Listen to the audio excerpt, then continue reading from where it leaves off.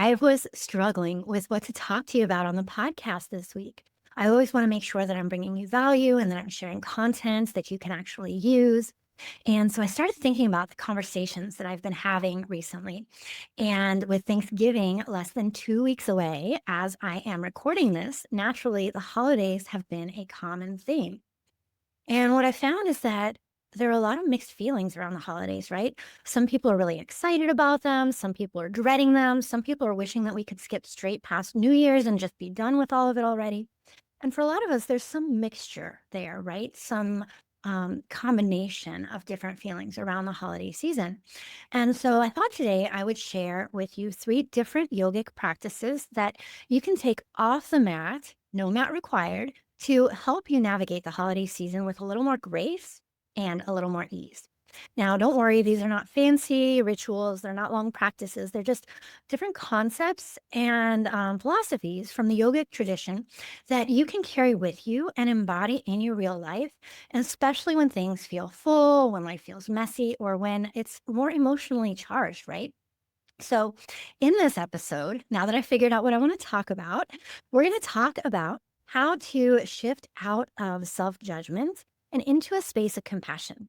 We'll talk about how to recognize when you are pushing too hard and bring in just a little bit more softness, a little more ease. And we're going to talk about how to meet the moment we're in with acceptance, even if it's not how you pictured it, even if it's not how you hoped it would feel. So think of this as a small toolkit for staying grounded, not perfect at all, not only through the holiday season, but anytime you need to feel a little bit more grounded, a little bit more rooted. My intent, my friend, is that you will walk away with just a few practical ways that you can care for yourself more deeply, no matter what the season or the day brings. So, you ready to dive in? So, let me ask you this. What is the very first thing you think of when you hear the word yoga? For many of us, it is the poses, the physical postures, the asana, our practice on the mat. But yoga is so much more than movement. It is a way of living, a philosophy that guides us towards balance, towards fulfillment, and towards peace. And so the first yogic concept that I want to introduce to you today is ahimsa. Now, this is often seen as nonviolence, but it goes deeper than that.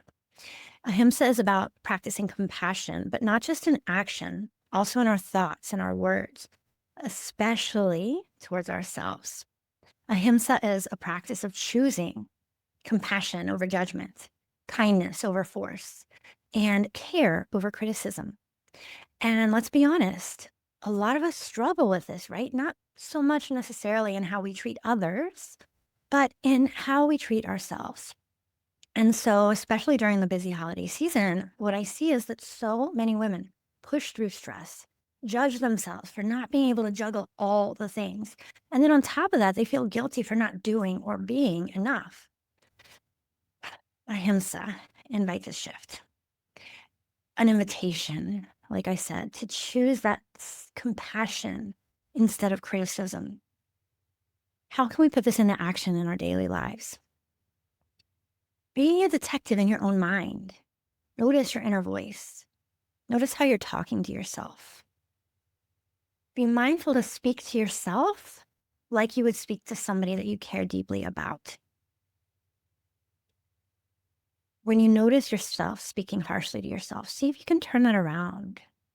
Be a little more kind, a little more compassionate. Rephrase it in a way you would rephrase it if you were talking to a dear friend. Another way we can practice ahimsa is to give ourselves some time to rest before pushing through the next task at hand, to rest without guilt. Now, ahimsa is just one of the yamas. The yamas are the first limb of yoga, and they represent our behaviors and our attitudes towards all living beings, including ourselves. Yoga is a practice of union, of connection. And so the eight limbs of yoga offer us this pathway to fulfillment, this pathway to holistic well being. And so, if you're interested in exploring this deeper, in my Radiantly Rooted program, we explore simple practices that help you to notice how you can incorporate ahimsa more into your daily life. Where are you being harsh? Where are you being self sacrificing? And how to replace those patterns with gentleness, even in the smallest daily moments. All right. The next yogic concept that I want to share with you today is actually one of the very first concepts that I remember intentionally taking beyond my mat. It was introduced to me in a yoga class, and I remember trying so hard to remember the concept until I got home, where I sat down and journaled about it. And it has stayed with me ever since. I use it as a theme in my own yoga classes as well. And this is the concept of balancing effort with ease. Now, in the Yoga Sutra, Sutra 2.46 says, Stira Sukham Asanam. And apologies if my pronunciation is not the best, but it means the posture should be both steady, stira, and comfortable, sukha.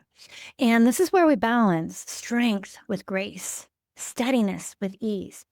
And it's not just about the yoga poses. Yeah, it applies on the mat too, but it's also a metaphor for life. So if we think about it, any time of life, but especially during the holidays, we try to go all in on the effort, right? We're hosting and cooking, getting the gifts and trying to stay organized, all the while trying to manage our emotions, which can be a little more up and down, or even a lot more up and down than normal. And because of that, it can be so easy to forget to make space or to neglect to make space for ease and rest. The result, maybe we feel more burned out, depleted, exhausted. Sometimes we even feel resentful. And so this teaching reminds us to show up with steadiness, but don't forget to breathe. Let effort and doing be balanced by softness and being. Let strength be paired with flexibility in both your body and in your mind. Now, in my Radiantly Rooted program, we work on this by creating simple and supportive rituals, routines, habits that are not rigid, but we explore what you can carry and what you might want to set down, because that is the space where balance and ease live. All right, so moving on. You have probably heard the Serenity Prayer before, or some version of it, and it goes something like this. Grant me the serenity to accept the things that I cannot change, the courage to change the things I can, and the wisdom to know the difference. Now, the Yoga Sutras offer a similar philosophy, and that is Santosha. It's the yogic practice of contentment and acceptance. Now, I mentioned the yamas earlier, our behaviors and our attitudes, and how we can practice active nonviolence through Ahimsa. Santosha belongs to another one of the 8 limbs of yoga, the niyamas, or self-observations. So what do we mean by practicing contentment? What do we mean by practicing acceptance? Well, let's start by talking about what we don't mean. Practicing contentment doesn't have to mean settling, and practicing acceptance does not mean that we are pretending that everything's fine. All this means is that we are meeting the moments that we're in right now, this moment, without resistance.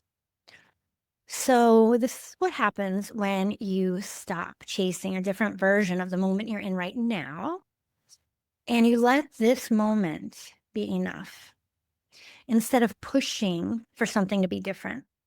Santosha invites you to meet yourself right here, right now, as you are. There's an affirmation I like.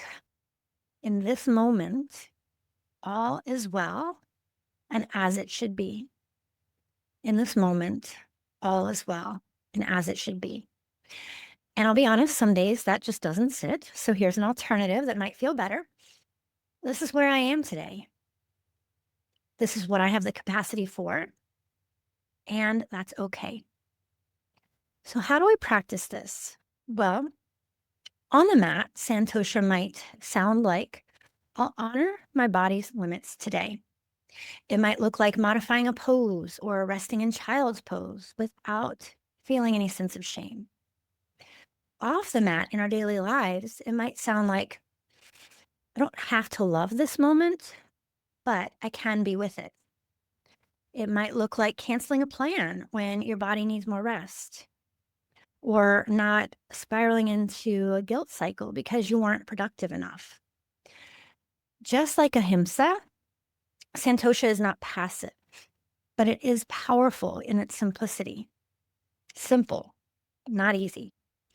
Because when we stop resisting reality, when we stop resisting the life that is here in front of us, we stop wasting energy on that fight and we start building something that's more sustainable in its place. So during the holiday season, this practice can help us to drop that pressure to recreate the past. So think holiday traditions that no longer serve you or that don't quite fit anymore, or to control the future. You just can't control whether everybody's going to get along at dinner. It teaches you to show up as you are without apology. Now, inside my Radiantly Rooted program, we practice Santosha through reflection, through gentle boundaries, through body awareness tools that help you to just be with yourself without trying to be someone else first. So, my friend, as you move through this season, whether you are tuning in at the holidays or you're just here at a certain stage and season of your life, whether you are excited, overwhelmed, nostalgic, or all of the above, I'm going to invite you to remember these three things. Ahimsa. Choose compassion over criticism and start with yourself. This balance between sthira and sukha, steadiness and ease, balance and grace, strength and grace. Let strength and softness coexist in how you show up. And finally, Santosha, contentment and acceptance. Let yourself practice being with what is instead of fighting for what isn't. Now, you don't need to master these things. You just need to remember that they're available in the moment with your breath. And if today's conversation stirred something for you, if you are interested in diving deeper, if you're tired of holding it all together and you're looking for a different way to move through your days, then I want to invite you into Radiantly Rooted.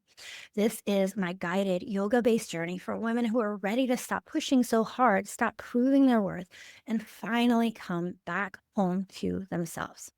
So inside Radiantly Rooted, we explore all 8 limbs of yoga in a way that feels supportive and real.